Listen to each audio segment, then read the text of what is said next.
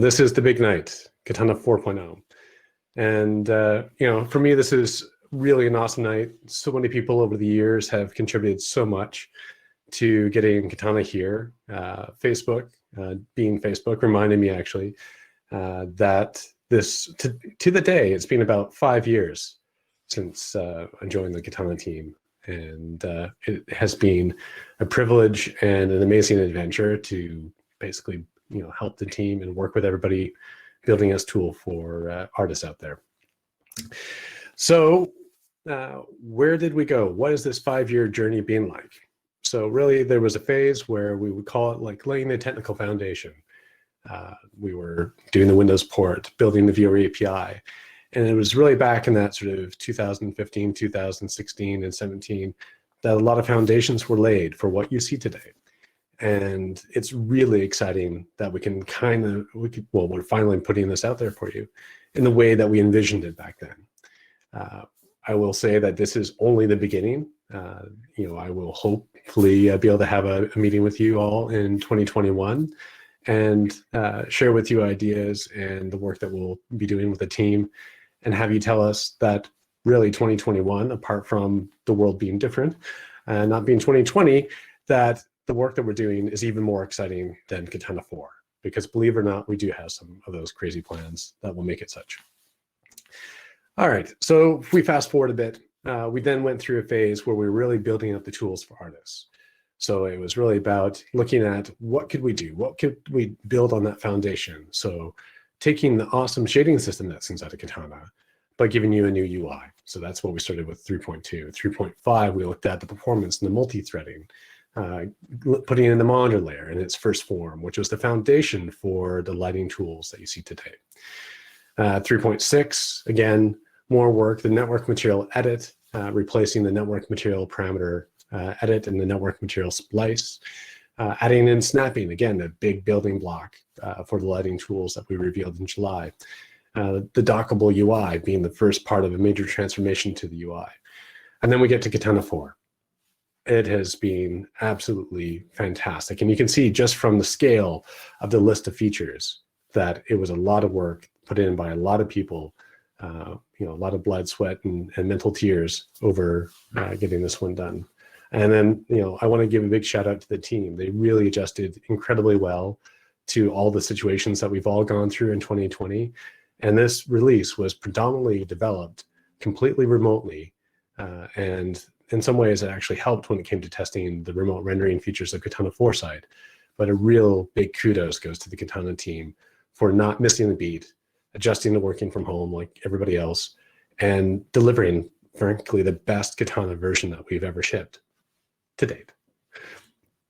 All right, so if we look back at what were we really trying to achieve, we had this tool that was built on the premise of scalability, tackling the biggest projects, making it easy to just dig into these incredibly complex problems. And so we had this tool that was ready for that. We had a tool that was built around diving into all the gory details of a scene. You want to know what attributes are on a point? We can tell you. Wasn't necessarily the tool, as we've discussed before, that was ready for an artist to do something very creative. Creative work was done in it, but creative work was done in Katana in the past, accepting the limitations around the creative workflow because what it brought to the table. Well, Katana 4 is one of those things where it was the next step forward, where we started thinking in new ways and built up through a series of steps to this moment today, where we're talking to you about Katana 4, which has a beautiful new UI. So this is one of our design mockups, but let's take a look at a few things that Gary and Abel will take you through. So we rebuilt the bridge between Katana and Hydra so that we can give you a full Pvr viewport with lights and shadows and shaders. We put in a lighting tool set built on top of a monitor layer that allows you to actually do very precise and creative lighting.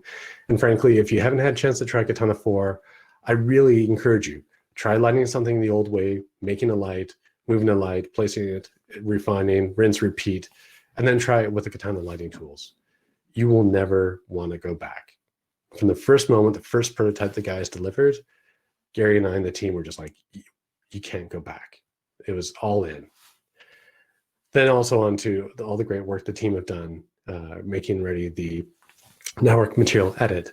And this is significant because it provides you a complete what you see is what you get environment for making procedural look development modifications, either in look development or in shot production.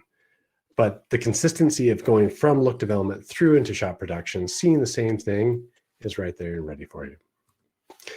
And then finally, making things scalable. Building out systems that allow for massively efficient look development. If you can actually consume multiple renders of your asset that you're working on from multiple camera angles, even under multiple lighting conditions, from multiple frames in a turntable, it's your choice. But we can give you the ability to see all the information you need all at the same time, making the right choice, knowing that you've done it and it's not going to be any surprises. And then extending that into shot production. So Katana has been the king of sequence-based lighting for a long time. And being able to bring that to the next level, where you can actually work across multiple shots all at the same time, you can scale this up into immense levels of shots if you use remote machines. So really, this is sort of all this coming together in one release is something that is really exciting for us. Okay, so this is where I'm going to turn it over to Gary, and he's going to start walking you through the details. And then as we get through each section, we'll have a quick conversation between Gary, Abel, and myself as to what does the significance of all this work mean. So let's, starting with the viewer, one of the things we've added is a new image-based selection mode inside the viewer. Now, there used to be one with the old monitor layer, but the UI for that wasn't kind of up to speed, and this idea of bringing everything into the viewer so an artist can just work full screen and interact with the image a lot closer. What's really nice about this, as you just saw, is there's no geometry in here right now. You're literally just interacting with the image directly. And here you can use it to actually bring geometry in. That image could have been recorded from yesterday, could be recorded remotely. You don't even have to bring geometry actually into the application to enable you to interact with some of the tools inside Katana. So really, really useful. Next section of work is we're going to look at the lighting tools all inside the viewer, but one particular part that we've added to the monitor layer to go with that works really, really well. And that's the ability to now do region of interests inside the viewer with the monitor layer. So here you can see we're trying to get that little bit of a ping just exactly where you want it on a car. So moving the lighting, using the new lighting tools. So you're just looking at the final consumption of the image, using the arrowhead to move the light around, trying to get the kind of figure, that kind of highlight that you want. You can see it just with region of interest, or you can then go and reset it and go back, have a look at what it looks like with all of the lighting in context. And if you're not happy, go back, use the region of interest, try again, see what you can get. Let's try it over on the right-hand side. No, don't like that too much. That's got the background. No, we don't want to do that. How about we try something a little bit different and maybe try one of the other lighting modes? So here we're going to move over to just using the reflection-based mode. Go across the top. That's close, nearly there. What about, oh yes, that's the kind of ping that I'm looking for. So then when you're done, go back full screen, have a look at what it looks like, and then go back to having a look at the full lighting. Really makes that kind of fine control, all full screen, not having to use any of the UX or UI elements from any other tabs, really just getting to grips with getting that lighting exactly where you want it. And that's just with the region of interest combined with some of the other elements. Other thing that we've done, Pvr shading inside the viewport. Jordan mentioned it briefly, but what we've actually done is we've rewritten the whole bridge from the Katana attributes into how it actually gets into Hydra. Here we're using HD Storm to get that first look of that asset, what it looks like. Dial it in, try to get something that's going to give you a really good first look. You can even use the lighting tools, use the USD Lux based lights to get that first position of where the lights are. So you can start doing a first pass of your lighting as well. All really, really useful stuff. Another thing is you don't have to use one or the other. Here, what we're actually going to show you is combining the monitor layer, where we're only actually rendering the lion, with a GL representation of the light that's sitting on the environment. So think about this. It's got an alpha around the lion. You're moving, doing your lighting. Maybe that's what you care about most of all. It's a lot faster because all you're actually displaying here and doing the calculations for is the actual lion. You're getting a first approximation of where the shadows are using the working sets on the environment. And then when you're ready, you can just toggle the environment back on with the working set, see what it actually looks like with the full-on render. Real gives you that fine-grained control of what you want to, working efficiently on just the bit that you care about, muting, soloing lights, and getting the best benefit for kind of achieving that light and look that you want while being really efficient, especially with really, really complicated and heavy scenes. You can see you've got a nice soft light sitting on the environment right now because this is the full render. If you actually take that off and take the environment and just go back to the GL representation of it, you can see you're getting a very close approximation of where that shadow is actually falling. So really helps you to fine grain and pick which part you care about just for efficiency and getting that being as efficient as possible. Okay, so let's sort of move on to look development. So look development is another key area that we did a lot of work in, and I think it spanned a number of releases. But everything coming together inside of Katana 4 really puts Katana into a really sort of beautiful position for how it can help artists get through their day. And really, all this work is about getting you guys away from your desks at a decent hour, allowing you the freedom to do the things that you love. We all got involved in production because we love it, not because the hours are easy. But if you could do something that you love and maintain the hours that are sort of ideal for a good quality of life, then let's do it. Okay, so back to you, Gary. Yeah, so what we're going to have a look at here is one of the other new features in Katana 4.0. So building on the great work from 3.2 onwards with the network material create and the network material edit nodes that were done previously, what you can now do in the network material create node is you can actually have multiple network materials in that one node, and you can group them how you like. In this shot, which I think Abel takes a lot of the credit for, the look development for this is actually sitting inside the one network material create. So here we can have a look at a number of different variants of the robot. They're all grouped up. They're all set in there. They're not actually creating different locations. This is actually being kind of switched and interacted with inside the network material create. So here you can see those variation switches. But it's not just, these variations could be multiple materials that are exported and being switched on outside if you wanted. The choice is up to you on how you actually want to work. But what we've also got in here is other elements of network materials as well, the set look development. You've also got things like some of the lighting, the glass, all of that. However you want to group it, all of this could be based around a particular shot or sequence, and all of the network materials for that could be grouped. It's just up to you. It's just a great kind of tool of being able to share things like masks and ISOs or however you want to do it. Just keep them all as a logical grouping together. The next section here is about kind of one of the things that we've done is we've laid a lot of groundwork for enabling you to do USD export, to be able to build nodes around the look file bake that you actually want to use. Here we're going to use, we've brought in a payload, just an asset. We've done some basic look development with it, just having a look at it across a number of different lights. Then when we're happy with it, we can just click a baking process and export it and send that out as an additional USD layer. And then when we are ready, we can test that that works fine. So here we go, just going to click the right node, export that out.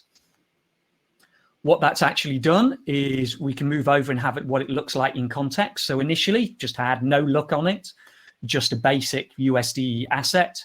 If we go to the USDA that's bringing that in, change that empty blank look dev and change it to the one that we've just written out, refresh it inside Katana, and you can see we now have built a USD asset that we can then move to the rest of the pipeline, use it however we like. And that's really powerful. Helps Katana with moving that into an export space where you can now interact with any of the other applications that are USD friendly. Another thing that we've managed to do, you can see on the left-hand side, we've got a PBR version in the viewer, and we've also got a live render going on inside from 3D Light in this case. In the node graph, you can see that we've got this same material that we did in the previous one, brought back in, all of those exact same, same shader, but I've added a 3D Light material. What I'm pointing out here is the new filtering that we've actually introduced with disconnected nodes. You can see it really easy, highlights with the red. This is all procedural overrides that you can just see at a real quick, easy glance. The yellow shows that we've actually made some edits to that node. Green are brand new nodes that we brought in and we're playing around with.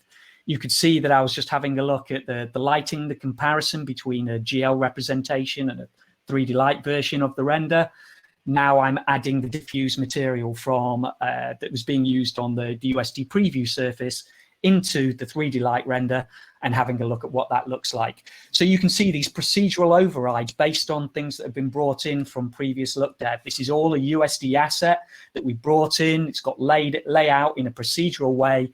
And then you could also just now make another override and export that as a new USD layer if you wanted to move it down the pipeline. Really powerful procedural workflows, and you can start building up kind of faster and iterative ways in your pipeline using these tools. Okay. And then we'll spend some time in looking at lighting. This is the part that we spent a lot of time on the last time, so we'll go through this a bit quicker. But the guys have done a fantastic job getting this polished up and tested, and as you can see, making it very friendly for tablet-based workflows. So over to you, Gary. Yeah, so for those of you that didn't make the Foundry Live event that we had when we first announced this, just a quick rundown. Here you can see these are the different ways you can actually place lights. They're naturally grouped. So there's things like normal, specular, and reflection when you actually want to place a light based on how it's going to hit a surface. Do you want to use the normal, specular, or the reflection vector of that particular surface? There's the shadow placement mode, which is really great when what you actually care about is where the shadow is actually going to fit. And then there's kind of the using that snapping tool set that we built earlier on. And when you want to place lights as if they're practical lights in the set, it's a really great example with some of the learning material that Abel did on the website that shows you using that snapping set for just placing a lot of practical lights really quickly, really fast with this. So I recommend you go over and have a look at that and just see how awesome that can be when you start using those tools all combined. Here's, we can see we've got the kind of UI that pops up when you've got selected lights. You can build, you can see you don't have to go to any other tool. You can build on this. You can add additional parameters to this tool set. Makes everything really nice, really simple, right in front of the fingertips of the artist. Don't have to leave when you're trying to create that creative image. And then on top of that, you can see you can target. One of those great things in Katana is you can do sequence-based lighting, and then you can make shot-based overrides. All of these tools, you can actually target exactly where you want to put those particular changes that you're working on. Makes it really powerful, and you never have to leave the UI when you're doing all of this, which is great. Just a quick video from a kind of an over-the-shoulder look using the Wacom to bring these all together. You can see the kind of finessing, how big it can get, how many lights you can have in the scene. It just works. Pick the one that you want. Use things like the template material workflow to make broader changes, and then to pick specific lights, change colors, and how you want to do it. It just makes, as Jordan mentioned, you just don't want to go back when you've started doing this. It really is a bit of a game changer when you've start lighting shots and sequences like this. Yeah, it's a lot of fun to actually use the Cintiq with this. All right, so then on to Foresight Rendering. So we kind of showed you guys what this was about. We didn't, have the option at the time to show you all the extra work that was going on behind the scenes. So Foresight is like a whole, I guess, collection of workflows and features. And so we'll take you a bit through that today. Multiple simultaneous renders. So that idea that you're no longer limited to only having one render going on at a time. Here you can see we're actually looking at 4 different renders from 4 different shots, all being consumed and viewable inside the catalog on the left-hand side. You can flick between them, have a look at them from different angles. And this is a preview render, so it's giving you a really good indication of what that particular lighting looks like across those different shots. Now, we showed you this in the Foundry Live event, and it's one of the many, one of the parts of there, and it's a really big step up, I think, for being able to work on multiple shots at the same time. But what we didn't get to show you is the next thing, which is the ability to have this with live rendering. So one of the reasons that we didn't mention it, it was a bit of a work in progress at the time, but also we weren't sure exactly how far along it was going to be when we got to the 4.0 timeframe, because there's a few things you have to be wary of. You have to turn some things on to make sure that you're ready to use the live rendering, because if you make any changes, it will affect every single one of the shots. It's great when you're doing things like sequence-based lighting or set-based lighting. You want to see what it looks like across a number of different shots. All at the same time, the lighting that you're doing. And here we're doing it with an asset. We're looking at it from different camera angles. You want to tweak the lighting or the look development and see what it looks like across multiple different angles. And it enables you to have that power and that ability to just flick between them all, as you were seeing in that particular render. If you move on and you go to have shots and assets which are really, really heavy, you can also do this remotely, not just using your local machine. This particular asset is very, very heavy. But what we were worried about is, how are you going to consume this? So we've made a few tweaks. We've already shown you some of those with the way that the catalog is updating. That's new. Here, what you're actually seeing as well is the monitor. You can actually look at 2 different renders side by side next to each other at the same time. This enables you to look at maybe multiple different renders at the same time, or you could zoom in on the same render and show how is it looking really close up at his eye, but how's it looking in a wide as well. Gives you total control on how you want to consume those renders, which is really useful whether you're in look development or you're in shot workflow as well. Here we talk about the another one of those features that makes it a lot easier when you're consuming all of this data, and that's the ability in the catalog to have different metadata that is being viewed. So here what we're seeing is both the lighting that's being used and the actual asset is being displayed as metadata in the catalog. All of the different assets are being kicked off, they're being rendered, and you can see exactly what they are. Think of this like it could be shots as well. So you know which one of these shots is not quite right. You could identify it by that metadata straight away. You can also see, you can rescale those catalog entries. They're all updating live. This is all new things that are in 4.0. They weren't there before. It was a static catalog image that would come in live rendering at the end. So all really nice features for enabling you to look at all of those multiple renders that are going on at the same time.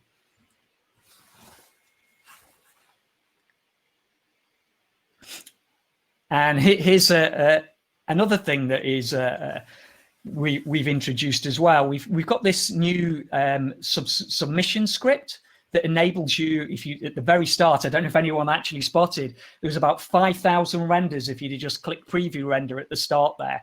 All of the possible configurations for this particular car would have generated 5,000 renders. Now, that would actually be feasible because of the way that Katana works. If you had 5,000 render nodes, you could dispatch those 5,000 renders all to those render jobs. We chose to use 5. It's probably a little bit more sensible in this particular case. We just decided to pick the color of the asset as a way to do it. But just imagine the combinations in look development, or even the combinations in lighting. Imagine you've got lots of different potential light rigs you want to use, and you want to have a look at what it looks like across 25 different shots. You could just put all of that on the farm and consume it and have a look at it straight away inside the catalog. Really, really useful and really, really powerful. Here we are with the same shot. Here, only 1,200 renders now. We're going to reduce that as well. In this case, I think we're just going to reduce it to a much more manageable number, 20 different renders. What we're going to do is we're going to dispatch those. And what we're showing you here is the new Katana Queue inside Katana. So that's just for helping you when you're dealing with local renders or things that are on the same network that you've enabled to dispatch render jobs to. Just also provides because this is all going to be provided open source, the way that you actually build these Katana queues, along with an open queue implementation that we've also built to give you a reference for building your own. So if you're using Deadline or Tractor or any of the other big dispatchers out there, you can take this implementation and enable it to go with your particular render farm needs. Yeah, so that is, thank you, Gary, the sort of, brief overview of what's in Katana 4. There's a lot more when you start digging through the release notes. So we, of course, got in a lot of bug fixes, feature enhancements, all along the way. We laid the foundation for the Python 3 transition that will come at the beginning of next year. So a lot of hard work by a lot of individuals went into this one. All right, without further ado, let's stop sharing screens and let's quiz the man of the hour, Mr. Abel Vargas. How are you doing? Thank you for joining us. Well, thank you for inviting me to work on this release. I think I've identified so closely to everything you guys were saying before, because that relates to my personal experience using Katana. I've worked on the look development of these scenes, but then I recorded the screen doing the work, and then I did the tutorials. And one of the things that I relate the most is just how fun and how hard to go back this is. Because for every lighting setup, I would just delete the gaffer and do it again. So if you look through all the material, it's always a little bit different, just because I was having so much fun doing it again, which is like the last thing I want to do in a shot is just do it again. And I think I remember saying this to you, like I was a couple of weeks in, I was like, I can't go back. This is too good. Like I don't think I remember how 3.6 works anymore, because I was like, okay, this is it.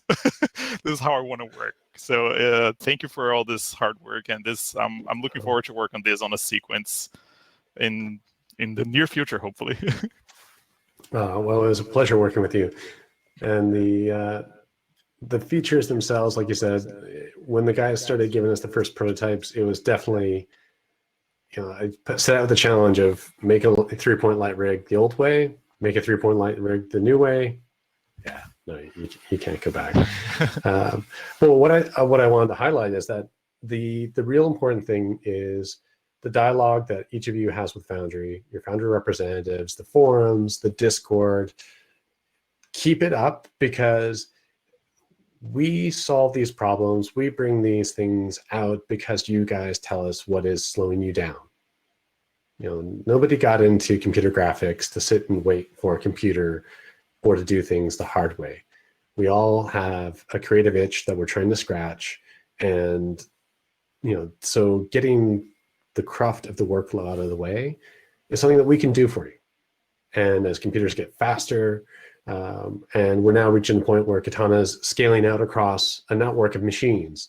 And so that unlocks a huge level of potential for everything. If you imagine in the future the kind of things that can be done, if you could be live rendering your foreground, your character, your shadow pass, your background, all at the same time. There might be some interesting things that happen because of that. Scalability, being able to render multiple tiles of an image, and the feature that Gary mentioned that we're kind of calling Render Hub in the future, that being able to stitch those back together. People have brought up all, like Gary said, can I do this? Can I do that? And these are the things that inspire us and that keep us going. Yeah, just to get a little point in there, I feel like you said something that I really appreciate, which is like having working faster and having a balanced work life, right? So you want to go in and do our work. On the company side, what I see is if you're saving artist time, you are saving so many resources. It's not only about us going home early, it's about getting iterations faster. It's about just being able to produce more. And I think when we're working, and especially when I was working on these sequences, just doing sequence level changes to all those 5 shots in one go. There's so much value into this, because naturally we would send a frame to the farm or send multiple frames, wait that to come back. But when you're working a sequence, if you're doing a sequence lighting, for example, this is so good. And even if we have to stay late, we're staying late to be productive and not waiting for going through the hoops of many softwares. So this is very good. It's interesting you mentioned that, because one of the things I think we didn't actually mention is things like the dispatch tool that you pop up and you dispatch and send off multiple renders at the same time, is that can be across multiple frames as well. So the idea being that when I used to work in lighting, one of the things you get your lighting approved on is often things like first, middle, last. And often when you're doing your initial lighting, you're only really doing it on one frame. You don't get to see the first, middle, last until tomorrow.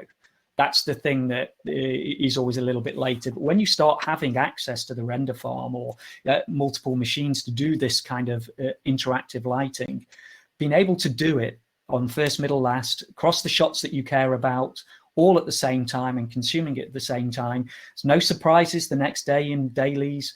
You have confidence. You're not worried when you go home at the end of the day if you are of a nervous disposition. So it just gives you that confidence, and it's a really nice feeling to be able to totally agree. Yeah. What would you say can you pick one thing that was your favorite thing in Katana 4, first off? Oh yeah, shift click with the light positions, with the normals and reflection. I love placing the reflections, and I was glad it was a robot. It was a metallic thing, so it's so magical. And I feel like, because whenever we're placing a light, say I'm placing key light, I can look through the light and kind of place it okay, but the reflection is always hard because you have to get that glancing angle. So it's a lot of little fiddling and just move it down, rotate. So I see there. And once you can just click and have it there, it's so great. So I think that's my favorite one. Shift clicking and having that in place is just the best. So I think that's my number one thing. And I speak as an artist. So whenever I can get my lights in place, the fastest and the most accurate, the happier I am. So I think this release really brings that home. Gary, any last sort of thoughts? I don't want you to start pulling me off the stage if I start shouting about all of the awesome things we've got planned for next year, but I just think it's never been a better time to be in lighting than right now. I think the industry is, and especially, I'd like to say especially us, but it's a really fantastic time to be in lighting. The power that one artist can have to render entire sequences, to have real ownership over a whole block of a film or a TV series, I think is unprecedented in these times. I think that Katana's story for next year, the things that we have planned, I'm super proud because I started with Katana 1.0 before I went out into a VFX world.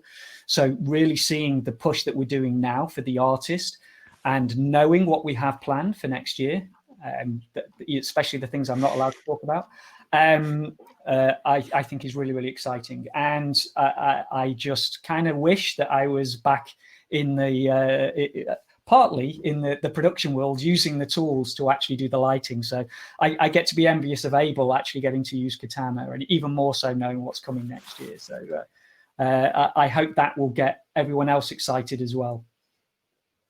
I completely agree. I remember when I started lighting in the industry, I would go on the weekends to update cameras and send to the farm and update render frames.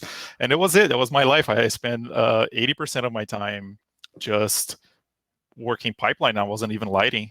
So, and here we are 10 years later and working with Katana, and especially with this Katana 4 now.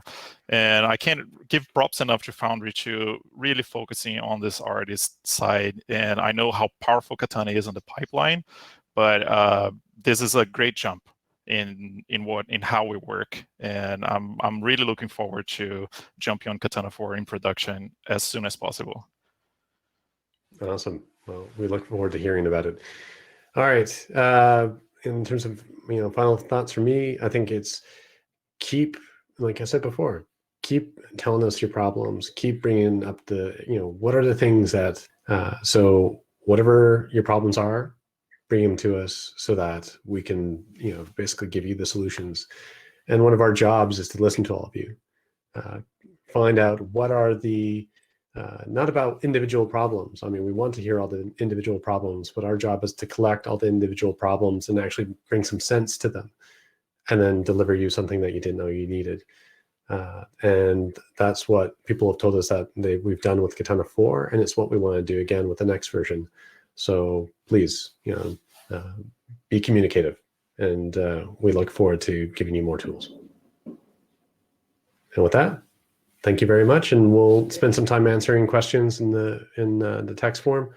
But without further ado, everybody have a great night, great morning, great afternoon, wherever you want. Thanks.